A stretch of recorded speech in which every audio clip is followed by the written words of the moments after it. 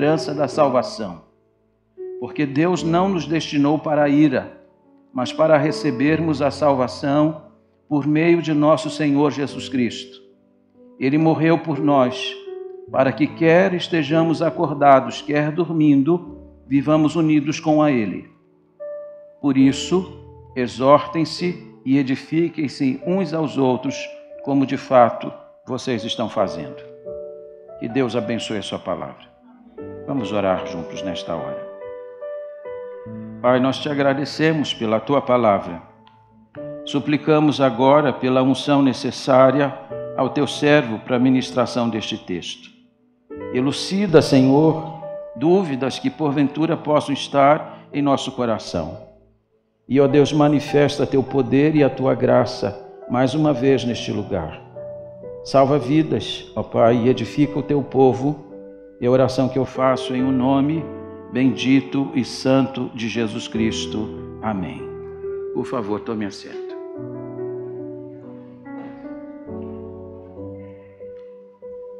Esta é uma passagem que nós lemos em dois textos, ainda que subsequentes.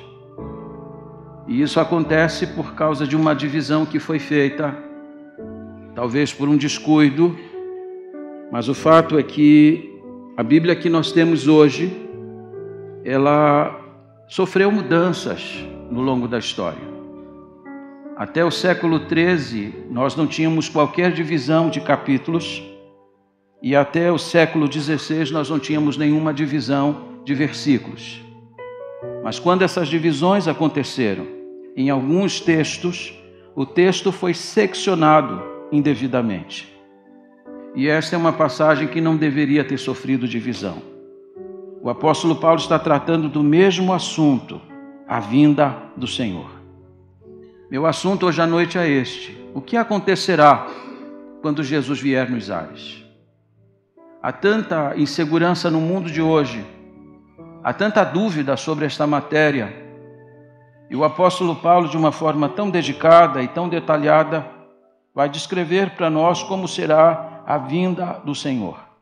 Essa grande expectativa que norteia a nossa vida, que impulsiona a vida da igreja. 250 vezes no Novo Testamento, a Bíblia vai falar sobre a vinda de Jesus. Um em cada versículo, um em cada 25 versículos da Bíblia ou do Novo Testamento, nós temos uma afirmação de que Jesus vem. 360 vezes na Bíblia, a Bíblia afirma sobre a segunda vinda de Jesus, portanto, nós estamos diante de um assunto extremamente importante. O que é que nós precisamos considerar aqui hoje à noite? Quero trazer à sua mente alguns pensamentos. Primeiro, a respeito do remetente desta carta. Nós estamos diante de uma carta muito importante, robusta do Novo Testamento. Uma carta que está escrita sob uma tese principal, falar sobre a vinda de Jesus Cristo. Paulo escreveu 2 cartas à igreja de Tessalônica, e as 2 cartas enfatizam este aspecto importante da história da redenção, mostrando para nós que a história ela não é randômica, a história não é cíclica, a história é teleológica. A história está caminhando para o final. Nós estamos caminhando para um dia final, quando Jesus vai vir buscar a igreja. E o apóstolo Paulo está escrevendo esta carta. A sua autoria ela está plenamente identificada no capítulo 1, versículo 1. Ele diz: eu, Paulo, estou escrevendo esta carta para vocês. E eles conheciam bem o escritor desta carta. Em Atos, capítulo 17, nós temos a informação do ministério que Paulo exerceu nesta cidade.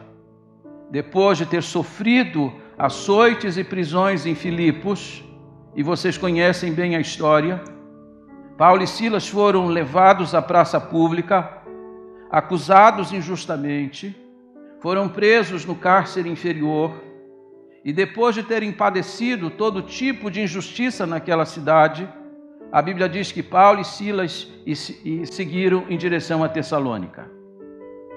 Eu fico pensando sobre isso. Muitos ministros do Evangelho teriam desistido em Filipos, teriam interrompido a segunda viagem missionária e voltado para o seu lugar de origem. Afinal, Paulo disse que ele sofreu as injustiças mais cruéis. Ele apanhou, ele foi colocado no cárcere inferior, teve as mãos e os pés presos em Filipos. Mas ele disse que depois de padecer ali, ele seguiu o seu caminho para Tessalônica para anunciar o Evangelho, mostrando para nós que as lutas, as dificuldades, as perseguições não podem nos impedir de cumprir a nossa missão e o nosso ministério.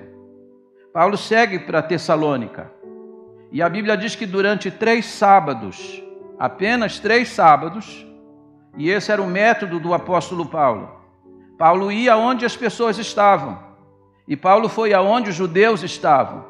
Embora fosse uma cidade grega, durante 3 sábados, Paulo vai discutir com eles um único assunto. Vocês sabem que o apóstolo Paulo podia falar a públicos diferentes. Paulo falava em casas, Paulo falava nos palácios, Paulo falava na prisão, Paulo falava para os públicos mais distintos, mas ele pregava um único assunto. Ele pregava sobre a morte e a ressurreição de Jesus Cristo. E a Bíblia diz que durante 3 sábados, discutindo sobre este assunto, a Bíblia diz que muitos foram persuadidos ao Evangelho, e então Paulo vai fundar esta importante igreja do Novo Testamento, que é a igreja de Tessalônica. Agora, note um dado importante. O apóstolo Paulo, quando escreve esta carta, ele está escrevendo esta carta com um conteúdo principal, falar sobre a vinda de Jesus Cristo. Afinal, o ministério do apóstolo Paulo em Tessalônica foi um ministério muito curto. Aquilo que nós chamaríamos de um ministério relâmpago. Irmãos, eu estou aqui há pouco mais de 20 anos. Parece uma eternidade para alguns, para outros passou rápido. Eu olho o curso do tempo e às vezes não acredito que já estou aqui há mais de 20 anos. Mas eu olho para a igreja hoje, aliás, Reginaldo e hoje nós estávamos conversando sobre isso, parece que ainda falta alguma coisa. Parece que o ministério ainda não está completo. Parece que a tarefa do pastor ainda não foi terminada. Ela caminha para esse final, mas ainda não está completa. Mas imagine, eu estou aqui há 20 anos pregando, semana após semana, instruindo, educando, apresentando doutrinas, e ainda existem lacunas para serem preenchidas. Imagine você, o apóstolo Paulo, chega em Tessalônica, prega durante 3 semanas, funda uma igreja, ensina aquilo que é o principal e o básico da fé cristã. Mas por causa de uma perseguição, Paulo é levado a sair dessa cidade. Aqueles irmãos que ouviram sobre a parousia, que ouviram sobre a vinda de Jesus Cristo em glória, não ouviram toda a doutrina. Lacunas ficaram, dúvidas ficaram. Foi necessário então que Paulo escrevesse 2 cartas para indicar a esses irmãos onde estava havendo deficiência. Foi necessário escrever 2 cartas para responder algumas perguntas que ainda estavam no ar, para que eles pudessem ser alicerçados e terem esperança da vida eterna. E note que quando eu estou falando aqui de esperança, eu não estou falando aqui de uma coisa vaga, eu não estou falando de uma coisa hipotética, eu não estou falando de uma coisa que pode acontecer ou não acontecer. Quando a Bíblia fala de esperança, a Bíblia está falando de uma coisa concreta. É esperança porque ainda não aconteceu. É esperança porque Jesus ainda não veio. Mas o fato é, esperamos algo que temos segurança que vai acontecer. E Paulo vai escrever para esta igreja, porque notem, Paulo foi expulso dessa cidade. Depois de 3 semanas pregando o evangelho, Paulo precisou ser retirado dessa cidade, ele foi para Bereia, mas a igreja ficou em Tessalônica sofrendo perseguição. Os irmãos estavam sofrendo também as mais diversas crueldades. As pessoas estavam entrando na casa dos crentes, prendendo os crentes, levando aos tribunais, e muitos deles foram mortos nas mãos dos seus algozes. Diante da morte desses irmãos, os crentes desta igreja estavam tristes, porque eles entenderam que Jesus ia voltar para buscar a igreja, mas imaginaram que Jesus voltaria para buscar apenas aqueles que estivessem vivos na sua vinda. Foi necessário que Paulo, então, agora, completasse o seu ensino, desse a eles a instrução completa, dizendo para eles que aqueles que morreram no Senhor, de modo nenhum estarão em desvantagem em relação àqueles que estiverem vivos. Quando Paulo escreve esta carta, Paulo está escrevendo para consolar a igreja do Senhor. E saibam os irmãos aqui presentes e aqueles que nos acompanham remotamente, a igreja precisa de consolo.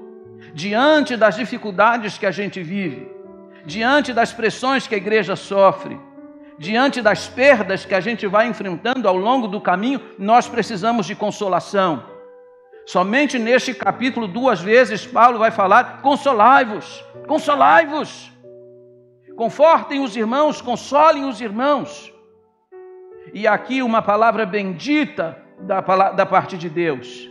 A Bíblia é um livro que traz a nós consolação diante das dificuldades. O que é que nós precisamos olhar nesta passagem bendita da palavra de Deus? Como que Paulo vai descrever a vinda de Jesus?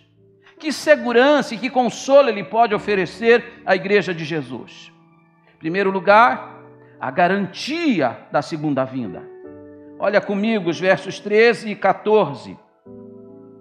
Irmãos, não queremos que vocês sejam ignorantes quanto aos que dormem, para que não se entristeçam como os outros que não têm esperança.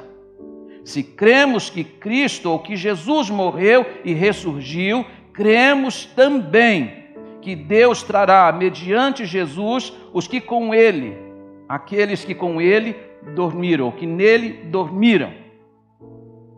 Paulo está falando de uma garantia. Paulo está falando de um penhor que nos foi dado. E aqui me permita algumas palavras. Não queremos que vocês sejam ignorantes. Quando a gente fala que uma pessoa hoje é ignorante, ou nós estamos falando sobre o temperamento dela, ou nós estamos falando que ela não tem instrução. Nem uma coisa nem outra aqui. Paulo está falando para a gente instruída. Paulo está falando para a gente que era egressa do mundo helênico. Paulo está falando para irmãos que viviam em cidades onde a filosofia campeava e a educação era extraordinária. As pessoas tinham instrução do ponto de vista acadêmico, mas elas não tinham compreensão das coisas de Deus. Você pode estar diante de um grande PhD, você pode estar diante de um grande mestre, e vocês devem conhecer pessoas assim que já alcançaram os degraus mais altos na vida acadêmica, mas que do ponto de vista espiritual são ignorantes. Você conversa sobre as coisas de Deus e as coisas de Deus para elas são incompreensíveis. E Paulo disse: eu não quero que vocês sejam como eles. Porque como eram eles? Eles ignoravam as coisas de Deus. E diz Paulo que eles não tinham esperança. Eles não tinham a esperança do porvir. E Paulo disse: eles estão assim e eles vivem tristes. Não se entristeçam como os outros. A palavra entristecer aqui é a palavra lupeste, no grego, que indica uma tristeza sem fim. É a tristeza daquele que olha para o porvir e diz: não tem esperança nenhuma. É a esperança ou o pensamento do existencialista. O que tem depois da morte? Não sei, acho que não tem nada. Morreu, acabou. O existencialista diz isto. E este era o pensamento que campeava entre os gregos. Se havia um povo que não tinha esperança depois da morte, era exatamente este. E o que é triste é que esse tipo de pensamento que vigorava entre os gregos estava presente dentro da igreja. Os crentes estão morrendo e os crentes estão tristes, porque não veem esperança para os mortos. Paulo vai escrever para eles e vai apontar um motivo de consolação. Paulo vai repetir o seu argumento que ele havia escrito em 1 Coríntios capítulo 15. Vai reafirmar que a morte de Jesus e a ressurreição de Jesus são garantias para nós. Ele disse que a ressurreição de Cristo é para nós como um penhor. Alguém aqui já penhorou alguma coisa? Foi lá na Caixa Econômica e disse: eu preciso de um empréstimo, me deixa alguma coisa em garantia, uma joia, um bem. Está deixando alguma coisa penhorada como garantia de um resgate. Pois é isso que a Bíblia está dizendo, que quando Cristo ressuscitou, a sua ressurreição para nós é um penhor, é uma garantia de resgate. O crente, quando morre, ele vai ser ressuscitado. Cristo garante isto. Como que ele garante isso? Na sua ressurreição.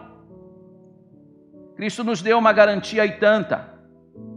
E aqui uma afirmação que eu acho que é importante. Os crentes nunca se veem pela última vez. Quando nós vamos a um sepultamento de um servo de Deus, o que nós dizemos lá? Até breve, até logo, logo, logo nos veremos, porque nós temos esperança, e a esperança repousa nessa segurança. O nosso Senhor venceu a morte. Ele matou a morte, como disse o Dr. John Owen. Ele deu um golpe final na morte. Ele quebrou a espinha dorsal da morte. É curioso que quando a Bíblia fala sobre a morte, a Bíblia fala da morte como sendo um ente, como sendo um ser que precisa ser derrotado e foi derrotado por Jesus Cristo. Então Paulo escreve para os irmãos desta igreja, desesperançados, tristes como aqueles que não têm esperança, disse: não sejam como eles. Cristo morreu e ele ressuscitou. Ele nos deu isso como garantia, Ele nos deu isso como um penhor. Agarrem-se nisso e confortem os irmãos. Digam para eles: tirem essa tristeza do rosto, o nosso Senhor venceu a morte. Ele não apenas morreu e ressuscitou, mas logo, logo, logo, logo, Ele vem nos buscar. Amém? Nunca vamos nos ver pela última vez. Sempre será entre nós um até breve. Mas essa esperança que está aqui entre nós, ela não existe entre aqueles que estão perdidos. Eu sou pastor há 36 anos. Já vivenciei essa experiência inúmeras vezes. Porque é familiar de alguém da igreja ou porque é amigo de alguém. Mas pastor, o senhor pode ir lá, a pessoa não é crente, o senhor pode ir no sepultamento? Sim, eu estarei lá. Porque a gente não vai só em sepultamento de crente. E muitas vezes eles me pedem para dar uma palavra. E até para orar pelo morto, e pelo morto eu não oro. Não posso fazer mais nada por ele. Mas eu posso falar para os vivos. Mas eu percebo que entre eles, porque não conhecem a Deus, quando se deparam com essa situação, ficam completamente desesperados. Sem esperança. Olham para frente e não veem absolutamente nada. Pergunte para pessoas que participam das mais diversas religiões e você vai perceber que existe uma insegurança muito grande neste campo. Mas Paulo disse: nós temos esperança. Então a primeira coisa que a gente precisa ver aqui é a garantia.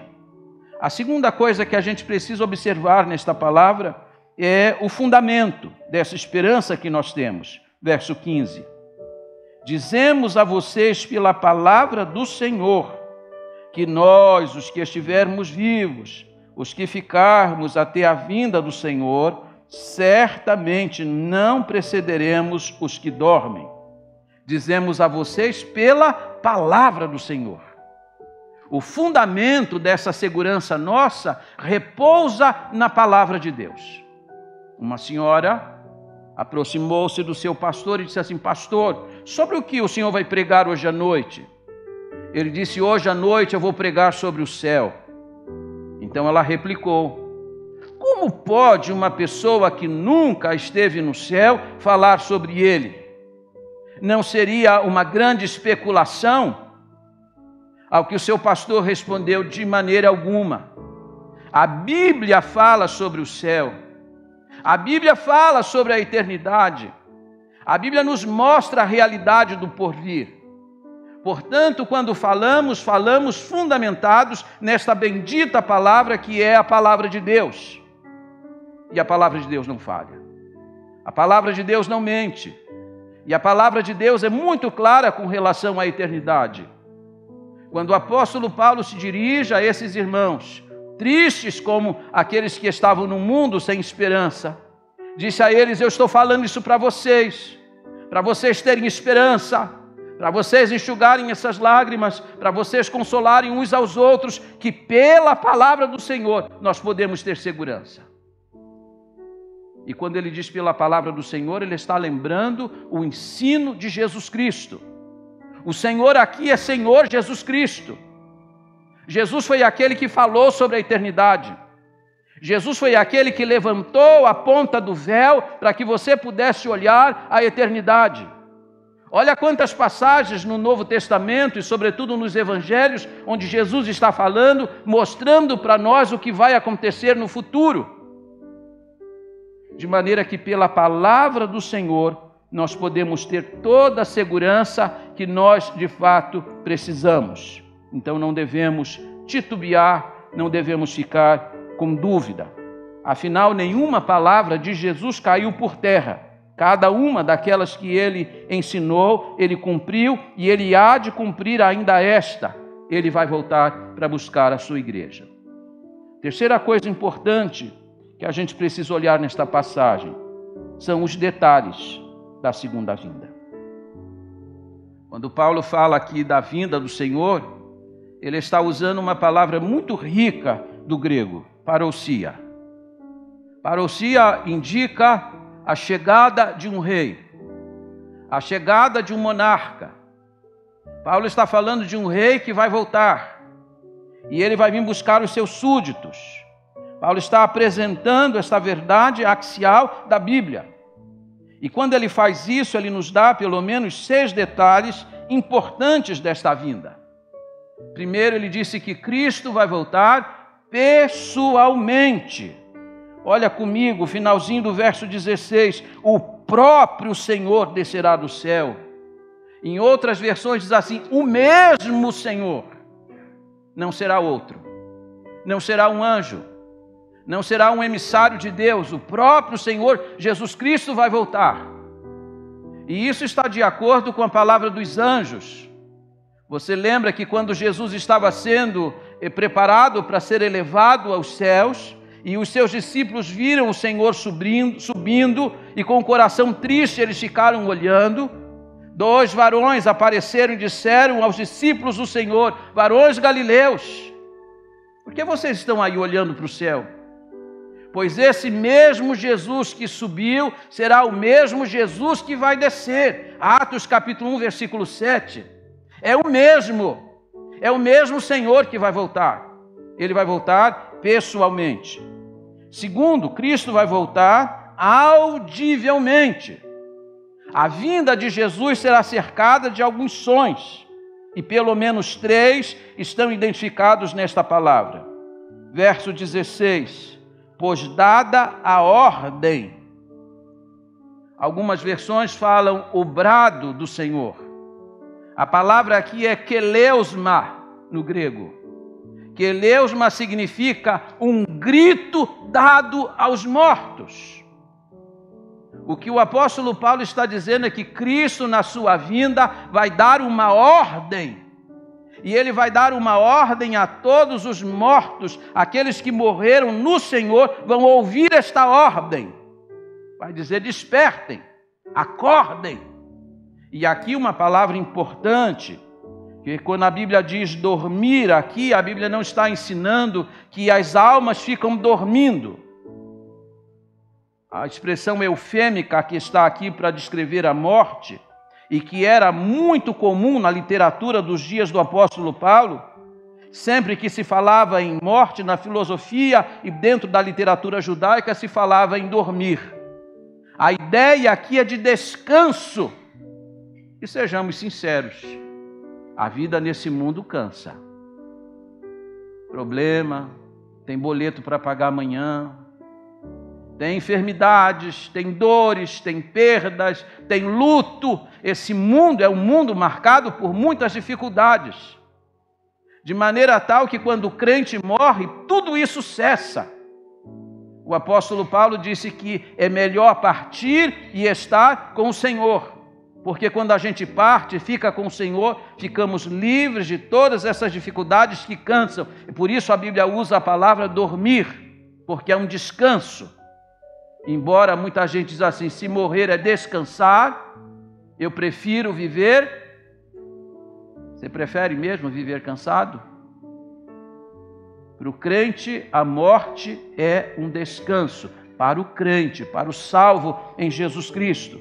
E é por isso que a Bíblia usa essa expressão dormir.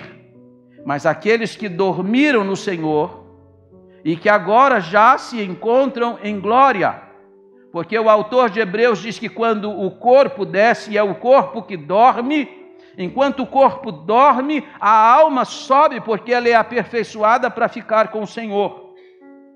Onde estão os nossos amados agora?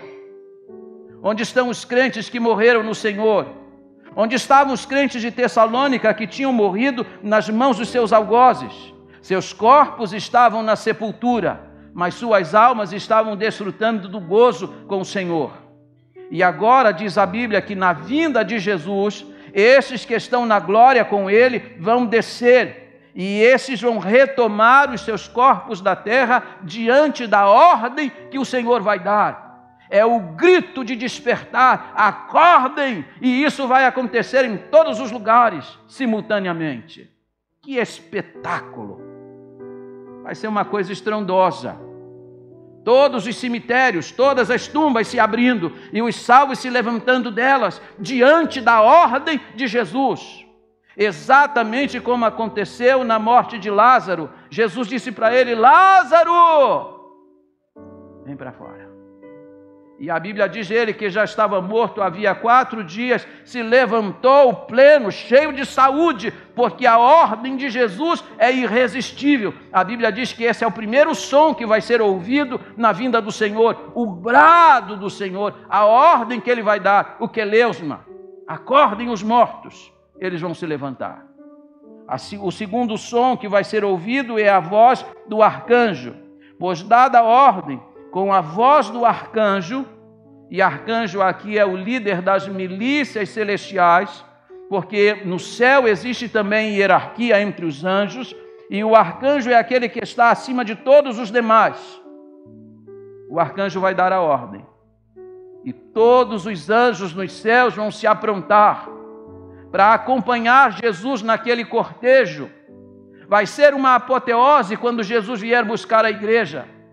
Os anjos vão acompanhá-lo, os salvos, os santos vão acompanhá-lo também na sua vinda. Os séquitos celestiais estarão acompanhando o Senhor. Milhões e milhões de anjos, sob a ordem do arcanjo. O terceiro som que vai acontecer é este, ao ressoar da trombeta de Deus. Se você já foi militar, sabe que quando é dado o toque da corneta, quando alguém que tem essa responsabilidade no quartel toca aquela corneta, sabe que todos os soldados precisam se reunir. É dado um toque para aqueles que estão relaxados, se levantem, se aprontem para estar diante daquele que tem a autoridade. A Bíblia está dizendo isso, vai ser dado um toque, a trombeta de Deus vai tocar. E todos os santos vão se reunir diante deste toque, indicando para nós que não existe a possibilidade alguma de ficarmos para trás, porque esse toque vai ser discernido pelos salvos, pelos crentes em Jesus Cristo. Então a vinda de Jesus será marcada de uma forma audível.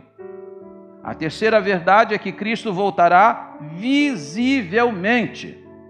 Apocalipse 1:7. A Bíblia diz, ele vem com as nuvens, e todo olho o verá, até aqueles que o traspassaram. A Bíblia não subscreve aquela ideia de que Cristo vai vir secretamente primeiro, busca a igreja e depois é que ele volta uma outra vez de uma forma visível. A Bíblia não subscreve isso. A Bíblia não fala de duas vindas ainda, mas de uma vinda única. Ele vem para fechar a história. Ele vem para consumar a história.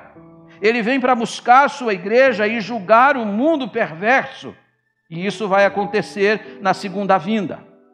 E quando ele vier, a Bíblia diz que todo olho o verá. Não haverá a menor possibilidade de ter alguém que diz, eu não soube que ele veio, eu não vi. Todo olho vai vê-lo. Sua vinda vai ser notória. Vai ser de uma forma espetacular que todo olho vai contemplá-lo. E diz a Bíblia, diz o autor do Apocalipse, que até aqueles que o traspassaram. Quem são aqueles que o traspassaram? Aqueles que o pregaram na cruz. Aqueles que zombaram dele. Aqueles que votaram na sua morte de crucifixão. Esses vão vê-lo na sua vinda. E aqui tem uma verdade gloriosa.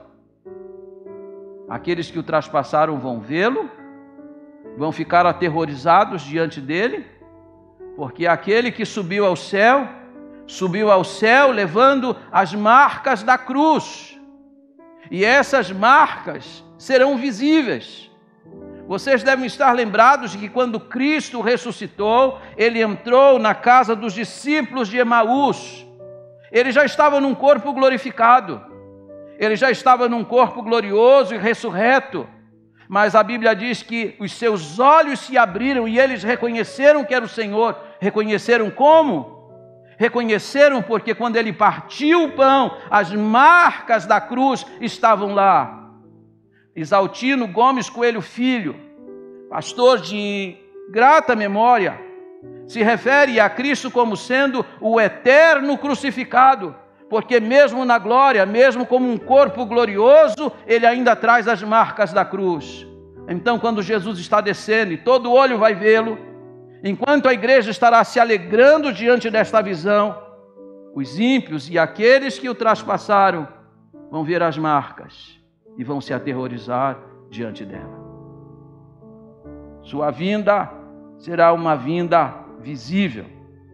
Em quarto lugar, a sua vinda será proposital. Para que ele vem? Diz o apóstolo Paulo ainda, verso 16, pois dada a ordem, com a voz do arcanjo e o ressoar da trombeta de Deus, o próprio Senhor descerá dos céus, e os mortos em Cristo, o que diz o texto? Ressuscitarão primeiro. Depois nós, os que estivermos vivos, seremos arrebatados com eles nas nuvens para o encontro com o Senhor nos ares, e assim estaremos com o Senhor para sempre. Para que ele vem? Qual o propósito da sua vinda? Ele vem para que aqueles que morreram nele ressuscitem, para que aqueles que estiverem vivos sejam arrebatados ao encontro dele nas nuvens. E lá vai acontecer aquilo que o apóstolo Paulo ensina de forma tão detalhada em 1 Coríntios 15. Aquilo que é mortal vai se revestir da imortalidade. Aquilo que é corruptível vai se revestir da incorruptibilidade. Tragada foi a morte na vitória. Diz o apóstolo João que agora vamos ter um corpo semelhante ao corpo de Jesus. Um corpo que não sofre mais tentação. Um corpo que não adoece mais. Um corpo que não se entristece mais. Não tem mais luto, não tem mais lágrimas, não tem mais lenço, não tem mais cemitério, não tem mais hospital, não tem mais tratamento, não tem mais nada disso. Tudo isso é passado. Tragada foi a morte na vitória. Esse dia está tão perto. Essa hora está tão perto. O nosso Senhor vem buscar a sua igreja. Ele firmou um compromisso com ela. João 14. É a garantia que Jesus dá de que a sua palavra não vai cair no vazio. Eu vou, mas eu vou voltar. Eu vou, mas venho buscar vocês. Que esperança gloriosa para se ter. E é por isso que a parte do Evangelho, A parte da fé evangélica não existe esperança, mas para o crente existe. Em quarto lugar, aliás, em quinto lugar, Cristo voltará repentinamente. Olha comigo, capítulo 5, versículo 2. Pois vocês mesmos sabem perfeitamente que o dia do Senhor virá como o ladrão à noite. Você já viu algum ladrão mandar telegrama? Oh, se prepare, amanhã eu visitarei a sua casa. Essa vinda é inesperada.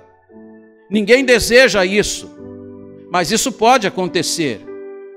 E porque a gente nunca sabe quando isso vai acontecer, via de regra, a gente não se prepara para uma visita como esta. Mas a Bíblia diz que ele virá como um ladrão. E quando a Bíblia diz isso, a Bíblia está dizendo que muitos serão pegos completamente despreparados na sua vinda. Mas não deve ser assim com a igreja. Não deve ser assim com você. O apóstolo Paulo está escrevendo para esta igreja para que ela tenha consolação, mas também para responder a uma outra demanda. Porque os irmãos desta igreja estavam perguntando: será que não existe a possibilidade de nós ficarmos para trás, de não sermos levados? Paulo disse: não existe essa possibilidade. Vocês são filhos da luz, vocês não andam nas trevas. Vocês são do dia, vocês são da luz, nós não caminhamos como os ignorantes. Quando o Senhor vier, Ele vai buscar vocês e vocês vão estar devidamente preparados para esta hora. O que não significa que nós devamos estar despreparados na sua vinda. Mas Ele vem, e Ele vem repentinamente. E a pergunta é: você está pronto para esta hora? Está pronto para este dia? Se for hoje à noite, você está pronto para encontrar-se com aquele que é o Senhor de toda história? Em sexto lugar, Ele vem inescapavelmente. Olha comigo, capítulo 5, verso 3. Quando disserem paz e segurança, a destruição virá sobre eles de repente, como as dores de parto à mulher grávida, e de modo nenhum escaparão. Será como a dor do parto. A mulher grávida, ela desejaria muito escapar das dores do parto, mas elas são inevitáveis. Essa dor é inescapável. Paulo disse: pois aqueles que não conhecem o Senhor, aqueles que não se renderam a Cristo, inescapavelmente serão apanhados. Não poderão escapar. E isso não significa que eles não tentem fugir. Apocalipse 6, verso 15 e 16, diz que eles vão gritar: montes e outeiros cair sobre nós. Queremos fugir da ira daquele que vem. Mas eles vão tentar fugir, mas não será possível porque é inescapável. Isso significa que você precisa preparar-se adequadamente antes daquela hora. Em quarto lugar, o apóstolo Paulo vai falar sobre a expectativa da segunda vinda. Olha comigo, capítulo 5, verso 1. Irmãos, quanto aos tempos e épocas, não precisamos escrever-lhes.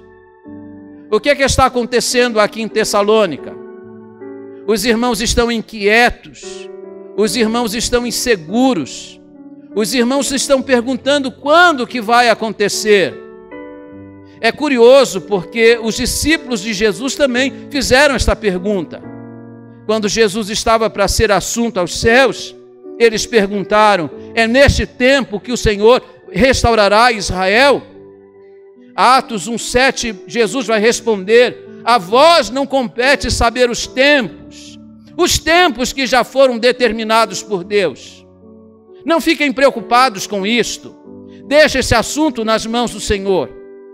Agora, os crentes em Tessalônica também perguntam para o apóstolo Paulo: quando que vai acontecer? Que hora vai acontecer? Será que Jesus vem agora, vem na nossa geração? Paulo disse: eu respondo a vocês como eu sempre respondi quanto aos tempos e épocas. Eu não preciso mais escrever a vocês além daquilo que a palavra de Deus já ensina. O que importa para o crente não é saber quando vai ser. Aliás, essa é a preocupação menor para nós. Vocês já devem ter ouvido e lido na história tantas vezes que se marcou a vinda de Jesus Cristo e ele não veio. Há um livro que perturbou muito nas décadas passadas, nos Estados Unidos e no Canadá, que tem o título do livro é 88 razões porque Cristo voltará antes de 1990. E vocês devem perceber que Cristo não veio em 1990. Mas muita gente ficou perturbada, porque ficam preocupados diante daqueles que ficam dizendo vai ser no dia tal, vai ser na época tal. Não se preocupem com isso, estejam preparados. O apóstolo Paulo vai escrever lá no capítulo 5, verso 6. Portanto, não durmamos como os demais, mas estejamos atentos e sejamos sóbrios. Não se preocupem com o tempo, estejam preparados, estejam alertas, sejam sóbrios, não durmam com os incrédulos, não se comprometam com o pecado, estejam prontos para receber o Senhor na sua vinda. Essa é a resposta que o apóstolo Paulo está dando a esses irmãos. Mas aqui eu termino. E vou terminar com duas palavras. Primeiro, que a segunda vinda de Jesus Cristo, ela acontecerá como uma resposta à oração de muitos crentes. Vocês sabem que na igreja primitiva, nenhum culto terminava sem que antes eles fizessem a Deus uma oração. E a oração era essa: Maranata, ora vem, Senhor Jesus. Vamos dizer juntos? Maranata, ora vem, Senhor Jesus. Todos os cultos. E ao longo da história, a igreja vem fazendo essa oração. Essa é a esperança que nutre o nosso coração no meio das incertezas. Esse é o axioma da vida da igreja. O credo de Nicéia, que é um credo importante na história, termina com esta declaração: ele vai voltar. E a igreja ao longo da história vem orando, e os crentes vêm orando: Senhor Jesus, volta para buscar a sua igreja. Então, quando Jesus estiver voltando, ele estará dando uma resposta efetiva à oração que a igreja fez ao longo de toda a história. A segunda coisa é que a segunda vinda de Jesus vai marcar o fim de todas as oportunidades. A oportunidade de ser salvo enquanto ele não vem, ou enquanto a nossa vida não é ceifada. Não haverá oportunidade tardia. Existem aqueles grupos que acreditam que Jesus vai voltar em uma vez e vai levar a igreja secretamente, e aí depois fica um remanescente de crentes aqui, e que esses vão ter uma segunda oportunidade, mas a Bíblia não ensina isso. A Bíblia diz que na sua vinda as oportunidades findam. Não haverá uma segunda chance, não haverá uma segunda oportunidade. O tempo de preparar-se é esse, é agora, é o que a Bíblia ensina. A Bíblia mostra que você não é senhor do tempo, você não é senhor da história, e que, portanto, você precisa remir o dia que você está vivendo, o tempo que você está vivendo. Paulo disse: remindo o tempo, porquanto os dias são maus, aproveitando as oportunidades, é o que ele quer dizer. Então aproveite essa oportunidade hoje. Quando a rainha Maria de Orange estava morrendo, o capelão de Maria Orange foi chamado ao lugar onde ela estava convalescendo. E ele sentou-se ao lado dela e disse: senhora rainha, eu vim aqui para prepará-la para esta hora derradeira. Eu vim aqui preparar a senhora para a senhora poder entrar na eternidade. Ao que a rainha disse a ele: eu não deixei para esta hora o meu preparo. Ela estava certa. Ela preparou-se a tempo. Ela não deixou esse assunto para o momento derradeiro e que poderia ser trágico para ela. Aqui você está hoje à noite, e esta é uma oportunidade bendita que Deus está dando. Antes que o Senhor da história volte, antes que o dono da igreja venha ao encontro dela para buscá-la. Embora uma história batida, eu gostaria de terminar com ela. A história de um jovem que resolveu desafiar um sábio. Ele entrou na presença do sábio com um passarinho nas suas mãos. E ele perguntou para o sábio: Senhor sábio, esse passarinho está vivo ou está morto? O sábio pensou um pouco antes de responder. Se ele dissesse está vivo, o moço apertaria o passarinho e o mataria em suas mãos. Se ele dissesse está morto, o jovem abriria sua mão e o passarinho voaria. O sábio pensou e respondeu: meu jovem, a vida desse passarinho está nas suas mãos. Pois aqui eu lhe digo, a eternidade também está. A vida e a salvação estão agora nas suas mãos. Você precisa tomar uma decisão. Você pode viver como aqueles que têm esperança do amanhã, aqueles que têm na ressurreição de Cristo um penhor e uma garantia. Você pode viver sob essa bendita esperança de que Jesus vem para levar-nos à sua glória. E não importa as dores e as dificuldades que temos aqui, olhamos para o futuro com grande expectativa e esperança, porque ela nos é garantida na palavra de Deus.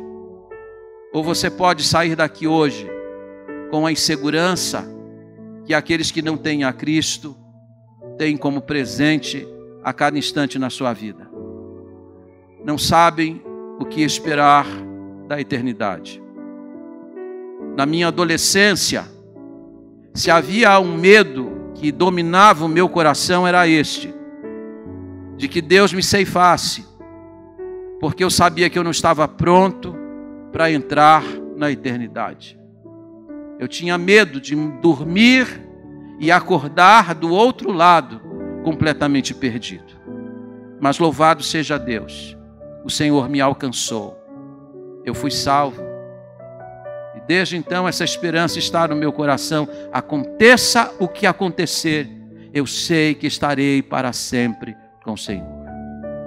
A igreja, por favor, curve a sua fronte. Vamos orar. Ore por aqueles que estão aqui e que não têm esperança, que olham para a eternidade como um grande vácuo. Quando Paulo escreve esta passagem, Paulo escreve à luz daquilo que dominava os gregos, a insegurança e a tristeza sem fim. Quando você lê os pensadores da época do apóstolo Paulo, sobretudo Teócrito, você vê que eles não tinham esperança depois da morte. Mas Paulo diz para a igreja: tenham consolação e consolem uns aos outros com esta esperança. Cristo morreu e ressuscitou e Ele volta para buscar a sua igreja. Os que estiverem mortos vão ressuscitar diante da sua ordem. Os que estiverem vivos serão arrebatados ao seu encontro e todos serão transformados. Que grata e maravilhosa esperança têm aqueles que conhecem a Cristo. Mas há pessoas que possivelmente aqui ainda estão mergulhadas nessa insegurança. O que vai acontecer? Se for hoje, se eu entrar na eternidade hoje, o que acontece? Não sabem responder. Não sabem responder porque estão andando em trevas. Mas aqueles que são da luz, que são filhos da luz, olham para esta realidade com profunda segurança no coração. Se você está aqui, está afastado de uma igreja e deseja voltar à comunhão da igreja, eu quero também dar a oportunidade a você, porque você não pode andar com Cristo e longe da igreja dele. Você precisa estar em comunhão com a igreja, precisa caminhar com os crentes. É uma comunidade. Paulo termina o verso 11 falando aos crentes: consolai-vos uns aos outros, edificai-vos uns aos outros. A igreja faz parte dessa caminhada até a glória celestial. Nós precisamos da comunhão com os crentes. Há alguém aqui que está afastado ou excluído de uma igreja evangélica e está tomando a decisão de regresso à vida da igreja? Levanta bem alta a sua mão e abaixa. Deus te abençoe, pode abaixar. Perguntaram a Billy Graham quando que Jesus vai voltar. Ele disse: ele não vai voltar, ele já está voltando. A sua vinda é breve. Você precisa preparar-se e o tempo é agora.